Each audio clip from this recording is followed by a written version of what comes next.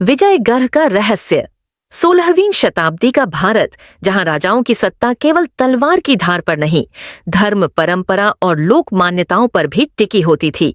यही समय था जब विजयगढ़ राज्य अपनी संस्कृति, वैदिक परंपराओं और स्थापत्य की भव्यता के लिए प्रसिद्ध था।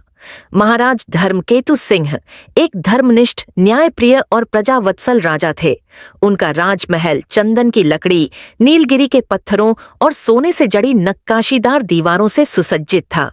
रानियां रेशमी साड़ियों में, सोने चांदी के गहनों से लदी, माथे पर लाल बिंदी और केसर की बिंदियां लगाए रहती थीं। पुरुषों के वस्त्र पंचांग वस्त्र थे, कमर में सोने की कटी, शरीर पर रेशमी अंगवस्त्र और माथे पर तिलक। एक रात्रि की बात है। आषाढ़ मास की पूर्णिमा थी। आकाश में बादल थे, परंतु चंद्रमा की चांदनी महल के शिखर को छू रही थी। महाराज धर्मकेतु सिंह अपने निजी सभागार में एक पौराणिक ग्रंथ पढ़ रहे थे, जो उन्हें राजपुरोहित ने विशेष रूप से दक्षिण के एक प्राचीन मंदिर से मंगवाया था, श्री काल विनाश संहिता।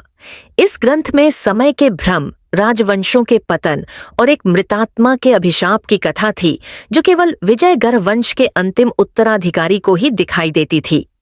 महाराज ने जब पुस्तक खोली तो एक सूखा, कदाचित रक्त रंजित पत्ता उसके भीतर गिरा, और तभी महल के पश्चिमी भाग से धीमी किंतु विचलित कर देने वाली वीणा की आवाज सुनाई दी। वहां कोई नहीं था। पुस्तक के साथ ही अजीब घटनाएं शुरू हो गईं। सैनिकों ने बताया कि पश्चिमी कक्ष, जो दशकों से बंद पड़ा था, उसमें रात्रि के तीसरे प्रहर कोई पदचापें सुनाई देती थीं। वहां का दीपक स्वयं प्रज्वलित हो जाता था। रानी विमलश्री, जिनका सौंदर्य पूरे आर्यावर्त में प्रसिद्ध था, ने एक रात्रि स्वप्न देखा कि एक स्त्री रक्तवर्ण वस्त्रों में, आंखों में क्रोध की ज्वाला लिए महल की छत पर खड़ी है और एक शिशु को पुकार रही है। महाराज ने निर्णय लिया कि वे स्वयं उस कक्ष में जाकर रात्रि प्रवास करेंगे। विजयगढ़ के राजवस्त्र पहने, मणियों से जड़ा मुकुट, गर्दन में रुद्राक्ष और नीलम की माला, हाथों में शुद्ध सोने की करधनी और अंगरखा, महाराज धर्मकेतु उस रात एक दीपक और अपनी तलवार लेकर पश्चिमी कक्ष में गए।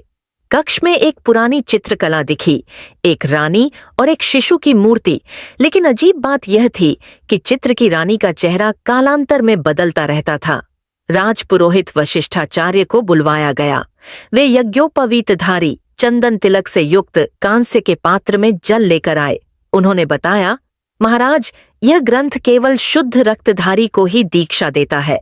यह विजयगढ़ की पूर्ववर्ती रानी चंद्रप्रभा का शाप है, जिन्होंने सती होने से पहले यह शपथ ली थी कि यदि उनके पुत्र को गद्दी से दूर रखा गया तो वह आत्मा अपने उत्तराधिकारी को शापित करेगी।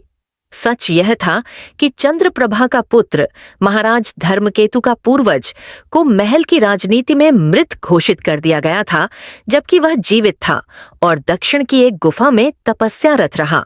वशिष्ठाचार्य ने बताया कि ग्रंथ का दूसरा पृष्ठ तभी खुलेगा जब सत्यवंशज, चंद्रप्रभा का रक्तवर्ण उत्तराधिकारी, उसे स्पर्श करेगा। उसी रात रानी विमलश्री ने फिर वही स्वप्न देखा, परंतु अब उस स्त्री की आंखों में आंसू थे। उन्होंने महाराज से आग्रह किया कि वे ग्रंथ को अपने प्रथम पुत्र राजकुमार रत्नवर्धन को दें। राजकुमार रत्नवर्धन, जिसने हमेशा स्वयं को केवल युद्ध कला में सिद्ध किया, आध्यात्मिक नहीं, ग्रंथ को हाथ लगाते ही बेहोश हो गया। उसकी हथेली पर एक पुराना राज चिन्ह उभर आया, वही जो केवल विजयगढ़ के आदि राजा विक्रमादित्य के पुत्रों को मिलता था।